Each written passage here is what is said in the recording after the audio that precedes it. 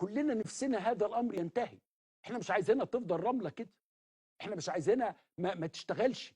على فكره للمعلومات للناس اللي بتتفرج علينا، الارض دي من 2003 ما حدش عارف يعمل فيها حاجه. 2003 والراجل اللي جه ده اللي قعد 10 12 سنه ما دعيش فيها مسمار، ما عملش فيها حاجه، وجاي النهارده يقدم فيها بلاغ علشان هو حس انه اترمى بره من كل حته، اتعزل وبقى ما يساويش 3 ساغ. سياده الرئيس، مصلحه الشباب، مصلحه نادي الزمالك، مصلحه الملايين اللي بتحب النادي ده، انا كل اللي انا عايزه بس ان هذا الامر ياخذ منكم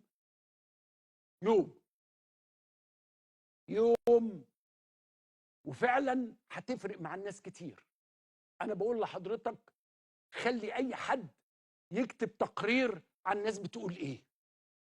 هو روح الزمالك، هذه الارض هي روح الزمالك.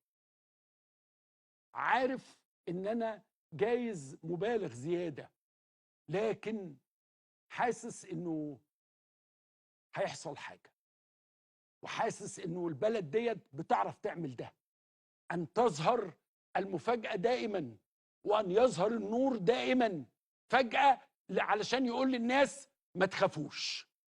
في حد شايف، في حد حاسس، في حد هيحل، في وزير رياضه هيحل، في وزير اسكان هيحل، في رئيس وزراء هيحل، في رئيس جمهوريه هو حكيم بين كل الناس ديت.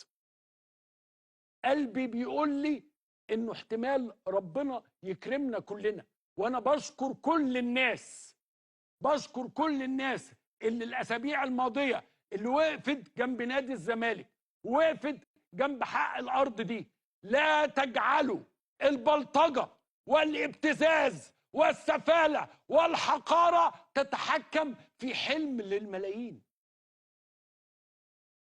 لا تجعلوا هذا الامر موجودا، واثبت للناس كلها ان هذه دوله طيبه القلب قادره على انها تحل مشاكلها بحكمه. ارجوكم لا تخافوا من احد، ومش عايز مسؤول يخاف من حد.